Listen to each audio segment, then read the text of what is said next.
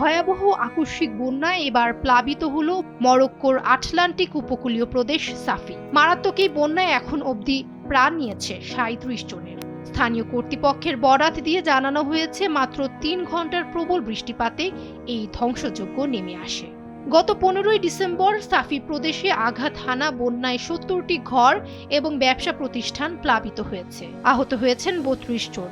এর মধ্যে অনেকেই হাসপাতালে চিকিৎসা নিচ্ছেন। ফুটেজে দেখা যায় শহরের সরু গলিগুলো কাদা ও পানিতে ডুবে আছে। দোকানপাট ক্ষতিগ্রস্ত হয়েছে এবং ধ্বংসস্তূপ চারিদিকে ছড়িয়ে ছিটিয়ে রয়েছে। প্রদেশের বাসিন্দারা নিজেরাই ড্রেন পরিষ্কার করছেন এবং বন্যার পানিতে ডুবে যাওয়া মালামাল উদ্ধার করছেন।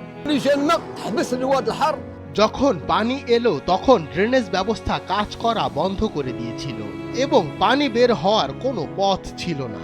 এরপর পয় নিষ্কাশন পাইপগুলো ফেটে যায় এবং পুরো এলাকা প্লাবিত করে ফেলে। বিভিন্ন দোকানের ভেতরে তাদের ১০ থেকে ৫০ লাখ টাকা মূল্যের মালামাল ছিল, তাই দোকানিরা তাদের পণ্য রক্ষা করতে দোকান বন্ধ করে দেন। কিন্তু মাত্র ১০ মিনিটের মধ্যে সেই মানুষগুলো তাদের দোকানের ভেতরে এবং রাস্তায় মারা যান। শহরের যুবকরা যখন মানুষদের নিরাপদ স্থানে সরিয়ে নেওয়ার কাজ করছিল তখন তারাও প্রাণ হারান। বন্যা পরিস্থিতি ব্যাখ্যা করে একজন স্থানীয় বাসিন্দা জানান, তারা কল্পনাও করতে পারেনি এমন ভয়াবহ কিছু হবে।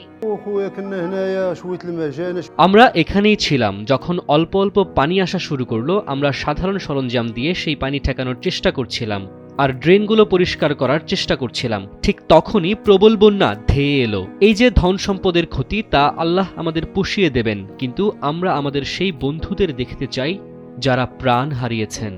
ওদের জন্য হৃদয়ে ব্যথা অনুভব হয়।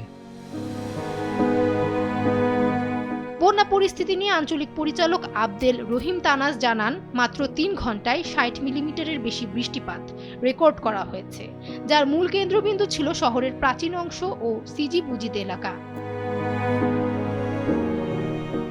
অন্যদিকে নিরাপত্তার কথা বিবেচনা করে সাফি প্রদেশের সমস্ত শিক্ষা প্রতিষ্ঠান ৩ দিনের জন্য বন্ধ ঘোষণা করা হয়েছে। সিভিল প্রোটেকশন ইউনিট এবং নিরাপত্তা বাহিনী নিখোঁজদের সন্ধানে উদ্ধার অভিযান চালিয়ে যাচ্ছে। আবহাওয়া পরিস্থিতি এখন অস্থিতিশীল থাকায় বাসিন্দাদের সতর্ক থাকার পরামর্শ দেওয়া হয়েছে। ফামিহা সুহরাওয়ার্দী, সময়ের আলো।